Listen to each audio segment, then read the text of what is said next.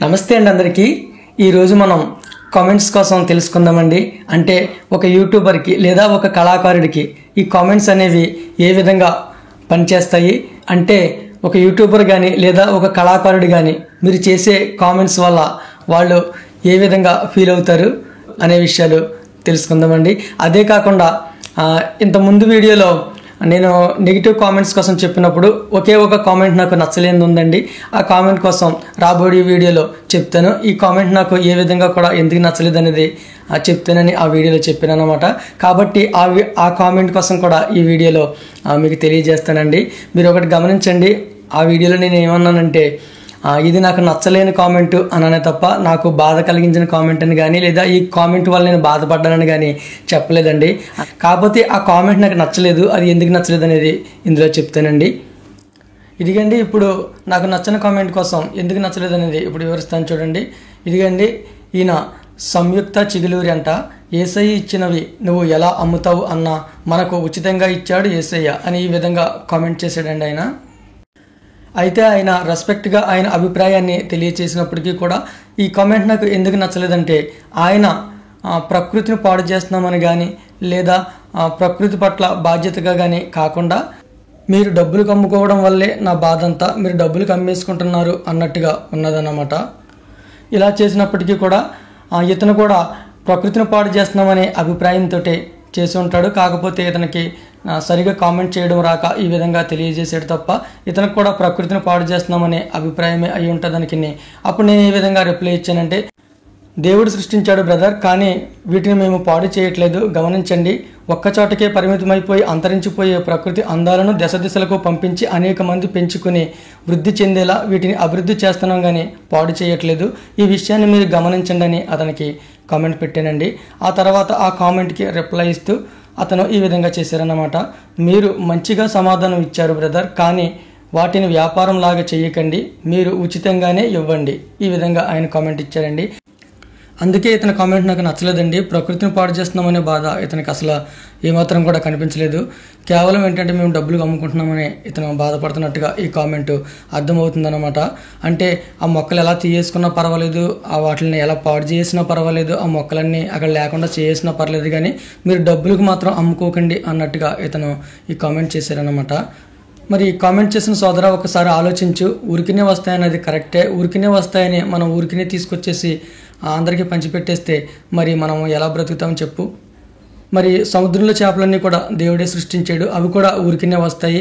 అయితే జాలర్లు వెళ్ళి వాటిని వేటాడుకు వస్తారు. ఆ వేటాడుకు వచ్చాక అవన్నీ దేవుడు సృష్టించినవి ఊరికినే వచ్చినాయి కదని వాళ్ళు కూడా ఊరికినే పంచిపెట్టేస్తే మరి వాళ్ళకి డబ్బులు ఎక్కడి నుంచి వస్తాయి, వాళ్ళ భార్య బిడ్డలు ఎలా బ్రతుకుతారు బ్రో, ఒకసారి ఆలోచించు. అలాగే మేము కూడా ఊరికినే వచ్చినప్పటికీ కూడా వాటిని తీసుకొచ్చి డబ్బులకి అమ్ముకుంటేనే కదా మరి మా భార్య బిడ్డలు బ్రతకగలుగుతాము.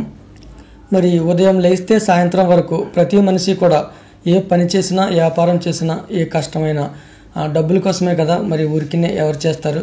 ఒకవేళ ఊరికినే చేస్తే మరి మనం బ్రతుకుతానికి ఎక్కడి నుంచి వస్తుంది? కాబట్టి మీరు ఆలోచించండి. అందుకే మీ కామెంట్ నాకు నచ్చలేదన్నమాట. ఇంకా ఈ పువ్వులు మొక్కలు అమ్ముకుని లక్షలు వచ్చేసి బాగుపడిపోయేదైతే ఏమీ ఉండదండి. నిజంగా చెప్పాలంటే ఈ వ్యాపారం నాకు పెద్దగా ఇష్టం కూడా ఉండదన్నమాట. దీన్ని లైఫ్ లాంగ్ చేయాలనే ఆలోచన కూడా నాకు లేదు. నా కళ ఏంటంటే ఒక రచయిత, గాయకుడిగా స్థిరపడాలని చిన్నప్పటి నుంచి అనుకునేవాడిని. అదే దిశగా ప్రేమ గాయకుడు అనే యూట్యూబ్ ఛానల్ పెట్టి అందులో ఓన్గా సాంగ్స్ రాసి పాడి రిలీజ్ చేస్తున్నాను. అదేమన్నా కొంచెం సక్సెస్ అయిందంటే ఈ వ్యాపారం పక్కన పెట్టేస్తామండి. ఒకవేళ ఆ విధంగా సక్సెస్ కాకపోయినా కనీసం ఈ ఛానల్లో అయినా వీడియోస్కి మంచిగా వ్యూస్ వస్తూ ఉంటే ఇట్లా వారానికి 2-3 వీడియోలు పెట్టుకుంటూ ఈ విధంగా యూట్యూబర్గా అన్న స్థిరపడాలనుకుంటున్నాం. అంతేగాని ఆ కలవ పువ్వులు, ఆ దుంపలు, మొక్కలు అమ్ముకుని కడ వరకు అదే లైఫ్ని జీవించడం అంటే నాకు ఇష్టం లేదండి. నిజంగా చెప్పాలంటే అది ఎప్పుడు సాధ్యమైతే అప్పుడు దాన్ని వదిలేస్తానన్నమాట. ఎందుకంటే కలవ పువ్వులు తీసుకురావడం, ఆ దుంపలు తీసుకురావడం, మొక్కలు తీసుకురావడం అయ్యి చాలా కష్టతరమైంది. రెండోది, మీరు అనుకుంటున్నట్టుగా ఇందులో ఏమీ 1000 కొలదు, లక్షల కొలదు వచ్చేసేది ఏమీ ఉండదండి. ఒక్కోసారి అయితే ఎక్కడికో డొంకల్లోకి, పాములకి, అట్లకి జడుస్తూ వెళ్ళి తీసుకురావాల్సి వస్తుంది. ఒకసారి వెళ్ళినప్పుడు ఏర్లు అయ్యి దాటవలసి వస్తుంది. అవి ఎంత లోతుంటాయో ఏంటో తెలియదు. ఈ విధంగా చాలా కష్టాలు కూడా ఉంటాయన్నమాట. కష్టాలు పక్కన పెడితే నాకు ఆ వ్యాపారం కూడా పెద్ద ఇష్టం ఉండదండి, తప్పదు అని జీవనోపాధి కోసం ఆ వ్యాపారం చేస్తున్నానే తప్ప నా ఆలోచన ఎప్పుడు కూడా ఒక రచయిత గాయకుడిగా స్థిరపడాలని, ఒకవేళ అది సాధ్యం కాకపోతే ఒక మంచి యూట్యూబర్గా అయినా సరే మారాలనేది నా ఆలోచన అన్నమాట. ఈ రెండిట్లో ఎప్పుడు ఏదైనా కొంచెం సక్సెస్ అయితే వెంటనే వాటిని వదిలేస్తాను అన్నమాట. ఓకేనండి, మరి ఈరోజు నేను ఆ కామెంట్ నాకు నచ్చలేదని ఆ కామెంట్ని చూపిస్తూ నేను మాట్లాడిన విధానంలో ఏమన్నా తప్పులున్నా, ఎవరి మనసున్నా నొచ్చుకున్నా, లేదా ఆ కామెంట్ చేసిన వారి మనసు నొచ్చుకున్నా మన్నించండి. ఇంకా కామెంట్స్ కోసం చెప్పాలంటే యూట్యూబర్పై కానీ లేదా కళాకారులపై కానీ మీరు చేసే కామెంట్స్ చాలా ప్రభావాన్ని చూపిస్తాయండి. ఏ యూట్యూబర్ అయినా లేదా కళాకారుడైనా వాళ్ళు చేసినది యూట్యూబ్లో కానీ లేదా ఫేస్బుక్, ఇన్స్టాగ్రామ్, స్టార్ మేకర్ ఇలా ఎక్కడైనా సరే వాళ్ళ వీడియోని లేదా వాళ్ళ అభిప్రాయాన్ని పోస్ట్ చేసినప్పుడు మళ్ళా వాళ్ళు చూసేది ఏంటంటే మళ్ళా వీడియో ఆన్ చేసుకుని కింద ఎవరెలా కామెంట్స్ చేశారని ప్రతి యూట్యూబరు లేదా కళాకారుడు చదువుకుంటూ ఉంటాడు అన్నమాట. అంటే మీకు నచ్చినప్పుడు ఇది ఈ విధంగా నచ్చింది, బాగుంది అని మీ అభిప్రాయాన్ని మీరు కామెంట్ రూపంలో తెలియజేసినప్పుడు ఆ కామెంట్ చదువుకుని వాళ్ళు చాలా సంతోషపడతారన్నమాట. ఒక యూట్యూబర్కి, ఒక కళాకారుడికి మీరు చేసే మంచి కామెంట్ వాళ్ళకి ఒక టానిక్లా, ఒక బూస్ట్లా ఉపయోగపడుతుంది అన్నమాట. మరలా వాళ్ళు వీడియో చేయడానికి 1000 ఏనుగులు బలమిస్తుందండి మీరు చేసే గుడ్ కామెంట్ వల్ల. అలా అని మనకు నచ్చినా నచ్చకపోయినా అంతా బాగుందని చేయడం కూడా కరెక్ట్ కాదు. కానీ మనకు నచ్చలేంది లేదా వాటిలో ఏదైనా లోపాలు ఉన్నప్పుడు వాటిని సున్నితంగా సద్విమర్శగా వాటిని కామెంట్ రూపంలో తెలియజేసినప్పుడు అవతల వ్యక్తి వాటిలో ఉన్న లోపాలని కరెక్ట్ చేసుకుంటూ మళ్ళీ మంచిగా వీడియో చేయగలుగుతాడు అన్నమాట. అంటే మీరు చేసే సద్విమర్శ కామెంట్స్ కూడా ఒక యూట్యూబర్కి లేదా ఒక కళాకారుడికి చాలా బాగా ఉపయోగపడతాయండి. అంటే పొగడ్తలే కాకుండా సద్విమర్శలు కూడా కళాకారులకి, యూట్యూబర్స్కి చాలా బాగా ఉపయోగపడతాయండి. ఈ రెండు కూడా మాకు చాలా ముఖ్యమైనవే.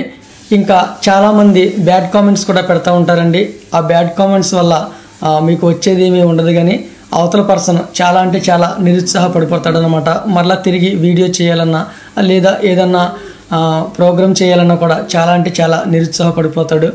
అవతల పర్సన్ ఎవరో ఏంటో మనకేమీ తెలియదు. సాధ్యమైతే వాళ్ళకి మంచిగా కామెంట్ చేసి ప్రోత్సాహాన్ని అందించి తోడ్పడాలి, లేదనుకుంటే మానేయాలి. అంతేగాని అవతల పర్సన్ నొచ్చుకునేలా, బాధపడేలా కామెంట్ చేసి నిరుత్సాహపరచడం కరెక్ట్ కాదనేది నా అభిప్రాయం అండి. ఇంకా నా వీడియోస్ చూస్తున్న వ్యూవర్స్ అందరికీ కూడా మనస్ఫూర్తిగా కృతజ్ఞతలండి. మీరు మా పట్ల చూపిస్తున్న ఆదరణకు మేము సదా రుణపడి ఉంటాము. ఇంకా చాలామంది మంచిగా కామెంట్ చేసి మమ్మల్ని ఎంతో ఎంకరేజ్ చేశారండి. వాళ్ళకి మేము ఎప్పుడు కూడా రుణపడి ఉంటామండి. మా పాటల ఛానల్లో కానీ, ఈ పీజీ వాస్తవాల ఛానల్లో కానీ కొంతమంది కామెంట్స్ చదువుతుంటే ఎంతో ఆనందంగా, సంతోషంగా అనిపిస్తుందండి. వాళ్ళందరికీ కూడా మేము సదా రుణపడి ఉంటాము. కొందరు కామెంట్స్ చదువుతూ ఉంటే ఆప్తుల కంట మీరే ఎక్కువ అనిపిస్తుందండి. ఒకళ్ళు కామెంట్స్ చేస్తారండి, ఎలా చేస్తారంటే ఆ డొంకల్లోంచి గట్టా వెళ్తారు, వాటిలో పాములు అవి ఉంటాయి, జాగ్రత్తగా వెళ్ళండి, లేదా మీరు అంతంత లోతు నీటిలోకి వెళ్తారు, ప్రమాదాలు జరుగుతాయి, జాగ్రత్తగా ఉండండి.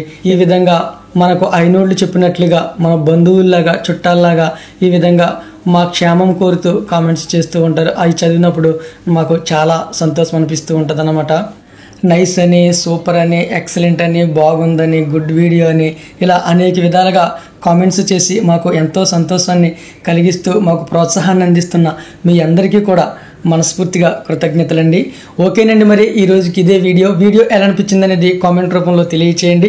వీడియో నచ్చితే లైక్ చేయండి. ఇంతవరకు మన ఛానల్ని సబ్స్క్రైబ్ చేయకపోతే సబ్స్క్రైబ్ చేసి ప్రోత్సహించండి. థ్యాంక్ యూ అండి. Thank you so much for watching. మీ ప్రేమ గాయకుడు జ్యోతి.